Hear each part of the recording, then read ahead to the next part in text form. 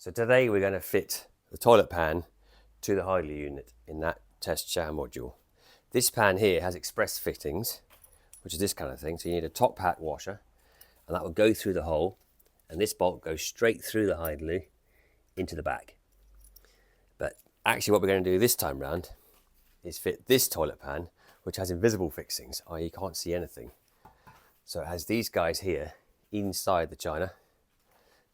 When you get to that stage, first you put on the pan plate onto the Hidealoo face, then you put the pan connector pipe, then you put the invisible fixings, which includes the little stud, I'll explain that shortly, and then you got these things in the china, and then you slide the pan on and lock it with the Allen key from above. So this is the pan that has the invisible fixings, so you can see nothing from the outside, they all fit in through here, and it's these plastic elements like this. So this comes from the inside, so you have to reach up inside and you fit that into the hole. And then this is screwed through from the outside to lock it in place. Once that's in place, you have this guy here, which is fitted to the Hidealoo, and it slides into that hole, and it's locked by a pin from above through these holes. It's a standard kit. But to fit this, should we call it the male dovetail unit, which comes with the invisible fitting kit to the Hidealoo, you're going to need a stud, an M12 stud, 2 half nuts, 2 washers. So this is fitted to the Hidealoo, and then that gets screwed onto the end of it. So once that's in place,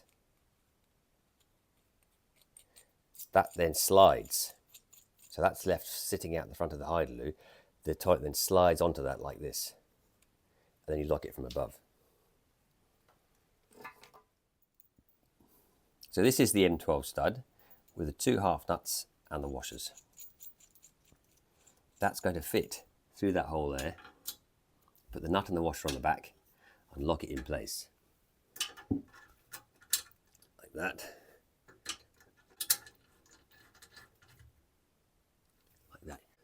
When you fit this male spigot onto the stud, ready for the pan to slide onto, you need to make sure that that depression is pointing vertically up so that it can be locked in, but also that the center point of that depression is the right distance away from the face to which the toilet's going to mount. And that you can only tell by measuring the pan itself. So we'll just do that. So now we're going to try and work out the offset needed between the center of the depression on the male spigot and the back face of the pan. So I can see by measuring this that we're at about, let's say, 53 millimeters. So I'm going to put that in the pan, coming through this hole here. Can you see that? And I measure into that, and looking down the face of the pan, I've got an additional 53 plus 15 millimeters. So therefore I've got 68 millimeters overall. So from this face of the pan, which rests against the pan packer plate, to the center line of there, we think it's going to be about 68 millimeters.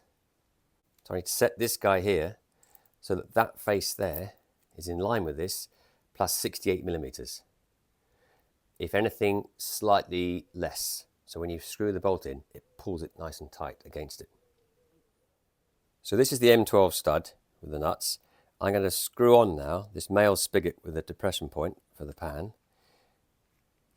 So that screws on. I'm going to screw that on as much as possible because that means it's going to be as strong as possible. So once it's screwed on as far as it goes, it's there. Then I need to work out the distance from there, 68 millimeters, to this front of this washer. So I'm going to guess for the moment that it's something like that. And at that distance there, that is now 64 millimeters. So I need 4 millimeters more. Push that into there. This is now 66 millimeters. So that's probably pretty good.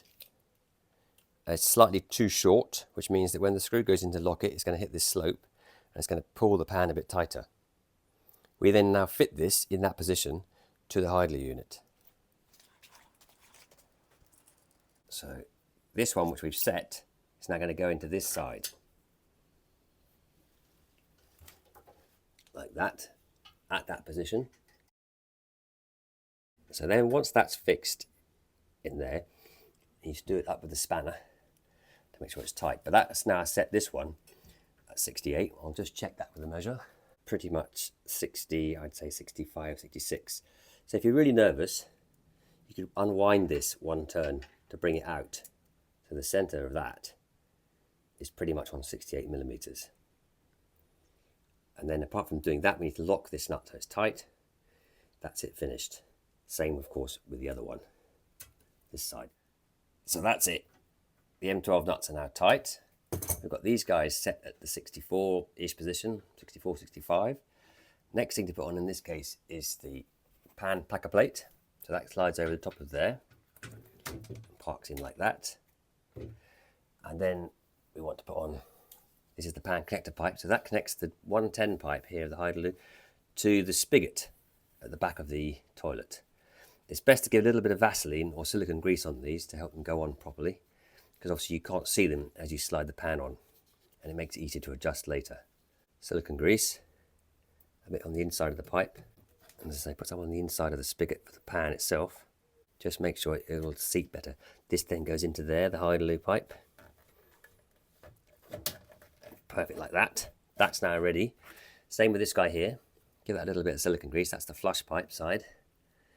You can, of course, on this one, put silicone grease on the inside of the pan spigot, which will also do to make sure.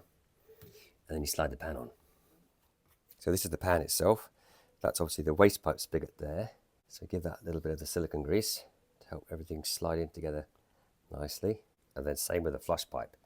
With those ready, the last thing to do is to make sure the fittings are in place, which are these plastic devices which fit into these holes here. Each loo will be slightly different, but this is the concept. So you end up with the big chunky piece on the inside, the locking piece on the outside, and then a grub screw in the top, which is this guy here, to lock it all in place. So you put that slightly in, and then once it's all sliding in from above, you can turn it with an Allen key. Some you can do from above, this way, and some you can do from the base, that way. So once you have the chunky end, as it were, of the invisible mounting inside, this Allen key comes through from above, through the seat mounting hole, to get into that screw, the grub screw, to lock it into that depression in the male spigot. So that goes in here like that to allow you to lock this into place. So in this instance, we've got the main chunky end, shall we say, the nut, we've got the sleeve nut, this one here, and we have the washer. So the washer would go on there. And that protects, as you spin this, that protects the face in here. Again, I would use a little bit of silicone grease there, just to help everything move in easily. On the threads, it's a smear, and on here the collar. Grub screws are already in place. That comes up here, goes through the hole. The sleeve nut's going on. Remember to keep the grub screw pointing vertical. I can feel that from the inside. And the sleeve nut goes up. Doesn't need to be crazy tight, you can do it finger tight really.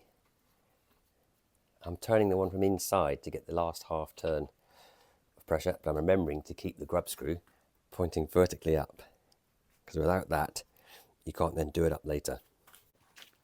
This is the bottom face. On the top side of that is the grub screw from above. So if you're choosing to fit it from above, as we are with this one, then that's the way around it should be. Now we need to add the one to the bottom. So we're going to put the one in there now, and then offer the whole thing up to the Hidealoo unit. So everything's now ready. The Hidealoo's fitted, bolted to the floor. You put the pan packer plate on, which is a plastic layer to stop the ceramic being in direct contact with the steel. It also provides the top splashback zone. You've got the flush pipe grommet, which goes into the back of the ceramic pan. You've got the pan mount pipe, as they call it, or pan connector pipe, and you've got the two male spigots now ready on the M12 studs. I use a 5-litre plastic bottle, usually just full of air, to rest the pan on, to get it roughly the right height, to then push it in. And it sits on there. You can, to some extent, use the air in the 5-litre bottle, more or less, as we say, to get the height right. See, that's going on. So they're just going to fit those two pipes into those two sockets there. Push this pan on. See the pipes engaging. Take a little bit of effort. I've now pushed the pan on. It's pretty much in place. It looks like it's fairly well aligned with the back. So the next stage is basically to get the Allen key and go down through those holes to find the grub screws that lock it in place. So now I can turn that to go in. And I'll do that a little bit, not too much. And then I'll do the same with the other one. So we get both screws going roughly the right tension at the same time. And that screw will grab into the slope at the base of that depression on the male spigot. You don't need to be crazy tight. It's just got to pinch it. All seems good. Take it off, pull out the water bottle, release the Hidealoo side plate, which is the lock, and see if it moves in okay. One Hidealoo fitted. And of course, the next stage for this one is to add the doors. Now you may be doing two separate doors with a handle, or you may be doing one door mounted on the plate, which is this one here, and one door is a clearance door. You pull that there to unlock it, the pan comes out. So for this Hidealoo, we're thinking about adding the handle, which fits on the inside of the lock release plate through the two screws here, and that means that you have separate actions. We'll now fit that. So this plate unlocks, pan comes out, we'll screw it in there. So the handle's going on with these two screws, it fits on the inside, like that. Again, no need to do these particularly tight. This then operates the lock like that. So you can close it like this, all done, and you can open it with that handle to here. And that handle movement both moves the handle away from the seat, but also operates the lock function. This now will not move until you release the lock, and then it will shut again.